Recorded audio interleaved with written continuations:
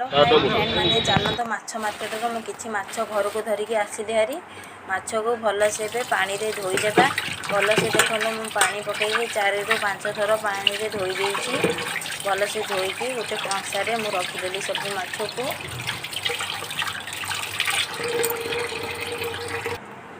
ଦେଖନ୍ତୁ କଂସାରେ ରଖି ସାରିଲା ପରେ ମୁଁ ହଳଦୀ ଆଉ ଲୁଣ ଦେଇକି କିଛି ସମୟ ମ୍ୟାରିନେଟ୍ କରିକି ରଖିଦେଲି।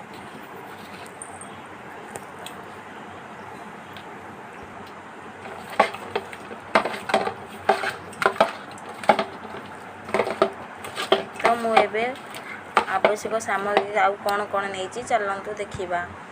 ଦେଖନ୍ତୁ ମୁଁ ମାଛ ନେଇଯାଇଛି, ପିଆଜ, ରସୁଣ, ଲଙ୍କା, ଧଳା ସୋରିଷ ନେଇଯାଇଛି ମସଲାରେ। ଏବେ ଆଳୁକୁ କାଟିକି ନେଇଯାଇଛି, ଟମାଟୋ, ପିଆଜ ନେଇଯାଇଛି।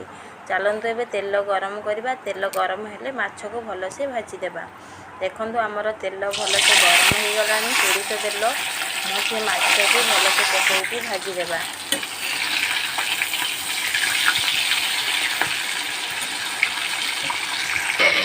ଏବେ ମସଲା ମୁଁ ବାଟିଦେଲି।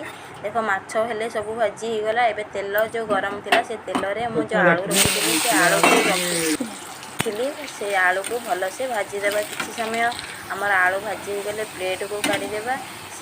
ଦେଖନ୍ତୁ ଆମେ ସେଇ ତେଲରେ ଏବେ ଆମେ ଫୁଟଣ ପକାଇଦେବା। 5 ଫୁଟଣ ପକାଇଦେଲେ ଫୁଟି ଆସିଲେ ଆମେ ଯେଉଁ ପିଆଜ ରଖିଥିଲେ ପିଆଜକୁ ଭଲସେ ଭାଜିଦେବା। ଗୋଲ୍ଡେନ୍ କଲର୍ ହେଲା ପର୍ଯ୍ୟନ୍ତ ଆମେ ପିଆଜକୁ ଭାଜୁଥିବା। ଆମର ପିଆଜ ଭାଜି ହେଇ ଆସିଲେ ଆମେ ରଖିଥିବା କଟା ଟମାଟୋକୁ ଭଲସେ ପକାଇକି ଆଉ କିଛି ସମୟ ଜାରିବାକୁ। ଦେଖନ୍ତୁ ଆମର ପିଆଜ ଭଲସେ ଗୋଲ୍ଡେନ୍ କଲର୍ ହେଇଗଲା। ଆମେ ଟମାଟୋକୁ ପକାଇଦେବା। ଟମାଟୋ ପକାଇକି କିଛି ସମୟ ଜାରିଦେବା। ତାହିରେ ଆମେ ହଳଦୀ ଲୁଣ ପକାଇକି ଆଉ କିଛି ସମୟ ଜାରିଦେବା।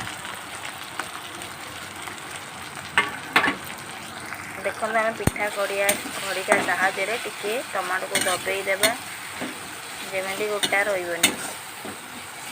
ଦେଖନ୍ତୁ ଆମର ଟମାଟୋ ପୁରା ମେଲ୍ଟ ହେଇଗଲା ପିଆଜ ସହ। ଆମେ ବାଟିକି ରଖିଥିବା ମସଲା, ସୋରିଷ, ଲଙ୍କା, ରସୁଣକୁ ପିଆଜକୁ ବଟାକୁ ପକାଇଦେବା।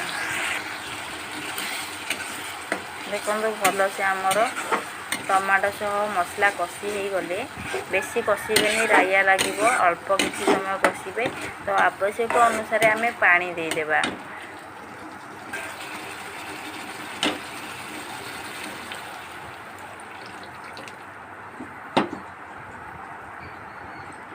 ଆମର ପାଣି ଫୁଟି ଆସିଲେ ଆମେ ଯେଉଁ ଆଳୁ ରଖିଥିଲେ ଭାଜିକି ସେଇ ଆଳୁକୁ ପକାଇଦେବା ପାଣିରେ। ଦେଖନ୍ତୁ ଆମର ଆଳୁକୁ ଫୁଟି ଆସିଗଲା। ଏବେ ମୁଁ ଆଳୁକୁ ପକାଇଦେଲି। ତାପରେ ଆମେ ରଖିଥିଲେ ଆମ୍ବୁଲ ଦୁଇଟାକୁ, ମୁଁ ସେ ଆମ୍ବୁଲ ଦୁଇଟାକୁ ପକାଇକି ଆଉ କିଛି ସମୟ ଫୁଟିବାକୁ ଛାଡ଼ିଦେବି। ଏବେ ଆମର ଫୁଟିଗଲା। ଆମେ ଯେଉଁ ମାଛ ଛାଣିକି ରଖିଥିଲେ ସବୁ ମାଛକୁ ଆମେ ପକାଇଦେଲେ। ଆମର ଆଉ 10 ରୁ 12 ମିନିଟ୍ 15 ମିନିଟ୍ ବସାଇଦେବା। ଦେଖନ୍ତୁ ଆମର ପ୍ରସ୍ତୁତ ହୋଇଗଲା ମାଛ।